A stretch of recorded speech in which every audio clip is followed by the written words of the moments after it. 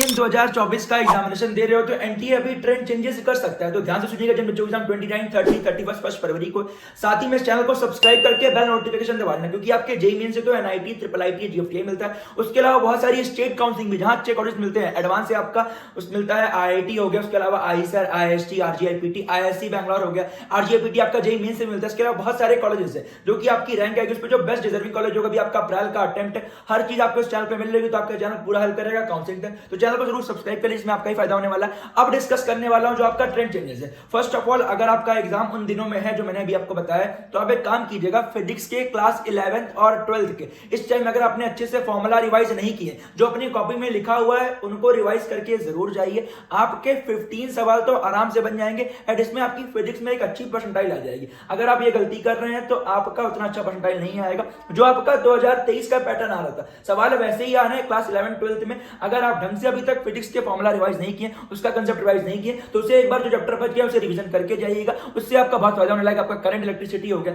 जो भी आपके कंसेप्ट पढ़े हुए हैं उसे जरूर रिवीजन कीजिएगा, क्योंकि वहीं से आपके सवाल डायरेक्टली आ रहे हैं, अदरवाइज आपके वहां नंबर कम रह जाएंगे। अब बात करने वाला हूं कि भैया मुझे 27 तारीख वाले का पेपर देख के जाना चाहिए, नहीं जाना चाहिए। अगर आप इन सब का रिवीजन कर चुके हैं, टाइम बचा हुआ है, तब आप रिवाइज कर लीजिएगा, तब आप एक काम कीजिएगा, पेपर देख लीजिएगा। अदरवाइज फर्स्ट ऑफ ऑल ये रिवीजन कर लीजिएगा। बात करूं मैं केमिस्ट्री की, केमिस्ट्री में जो आपका एजर्शन रीजन के भी सवाल आ रहे हैं, कई बच्चे एजर्शन रीजन सवाल को ढंग से नहीं पढ़ रहे, जो मैंने गलती देखी है। तो मान लीजिए सवाल पढ़ा, उसने पूछा कि आपका फॉल्स क्या है, तो ट्रू पे टिक कर दे रहे हैं। तो वो चीज ध्यान से पढ़िए, क्योंकि आपके 4-4 नंबर से आपकी रैंक बहुत ज्यादा इंप्रूव होती है। मान लो आपने एक सवाल गलत किया जो आपको लगता था मेरा आता है, अगर आपके नंबर 100 आ रहे थे तो वैसे आपके 105 हुए थे। ऐसे जो सिली मिस्टेक है जिससे आपके 20 से 30 मार्क्स कम हो रहे हैं, उससे आपका मान लो एक डिसेंट एनआईटी मिल जाएगा, अच्छा एनआईटी आपको मिल जाएगा, क्योंकि यहाँ पे जनवरी में कम नंबर पे अच्छा परसेंटाइल बनेगा। उसके रिगार्डिंग में डिटेल बना दूंगा किस मार्क्स पे क्या परसेंटाइल बनेगा, तो इसीलिए बोल रहा हूं चैनल को सब्सक्राइब कर लीजिएगा। तो ये मत कीजिए कि जो आपकी सिली मिस्टेक है। ऑर्गेनिक का पोर्शन थोड़ा सा ज्यादा आ रहा है in comparison to inorganic and physical.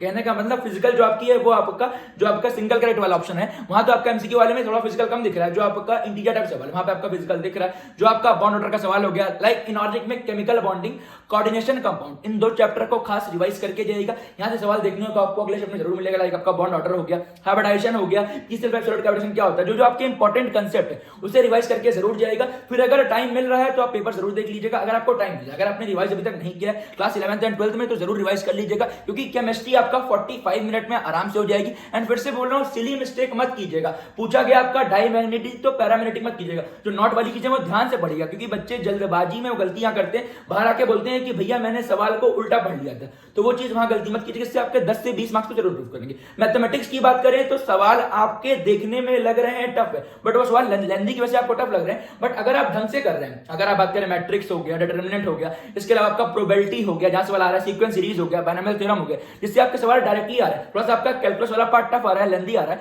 But अगर आप इन चैप्टर्स को अच्छे से करके गए, आपके 3D हो गया, वेक्टर हो गया, 3 से 4 सवाल देखिए, उससे आपके 2 सवाल बन जाएंगे। अगर आप मैथमेटिक्स को 1 घंटे टाइम दे रहे हैं, 10 से 12 सवाल बन जाएंगे, उसमें आपका एक अच्छा परसेंटाइल बन जाएगा। तो जब भी आप पेपर 1, कहने का मतलब जब भी आप सॉल्व कर रहे हैं, तो पहले राउंड में वही पेपर को सॉल्व कीजिए, जैसे आप केमिस्ट्री करते हो, देन फिजिक्स करते हो, देन मैथमेटिक्स करते हो। तो उन क्वेश्चंस को कीजिए जो आपके देखे हुए लग रहा है प्रीवियस ईयर के सवाल है, उसको मैं कर लूंगा। एंड अगर मान लो पहला नहीं हुआ, दूसरा नहीं हुआ, तीसरा नहीं हुआ, डरना मत यार। 90 में से आपको 75 करने हैं, हर सेक्शन में 25 में, ऐसा नहीं तो सब करना है। एक नहीं है, दूसरा नहीं हुआ, तीसरा नहीं हुआ, चौथा तो होगा। तो आगे बढ़ते जाइए। आपको लग रहा है कि हाँ ये सवाल मेरा हो सकता था, अभी नहीं कर पाऊंगा, तो मार्क को रिव्यू में सेलेक्ट कर लीजिए। बट आगे वाले शिफ्ट्स में यही ध्यान रखिएगा कि जो भी आपका पेपर आ रहा है सिमिलर पैटर्न पे आने वाला है, कोई बहुत ज्यादा ट्रेंड में चेंजेस नहीं दिखेंगे। अगर ऐसा कुछ होता है तो इस वीडियो को नीचे कमेंट करके बताइएगा आप कितना टारगेट कर रहे हो। एंड इसके अलावा परेशान मत होइए, wish you all the best. Guarantee आपके सिलेक्शन होगा, आपके पिछले 2 साल 3 साल की मेहनत है। फिर से बोल रहा हूं, सिली मिस्टेक मत कीजिएगा। जो आपने पढ़ा है उसी का रिवीजन कीजिए। सवाल सिमिलर 2023 टाइप के आ रहे हैं, अगर देखने में लग रहा है बहुत डरावना है तो ये मत परेशान होगा, लेंथी हो सकता है,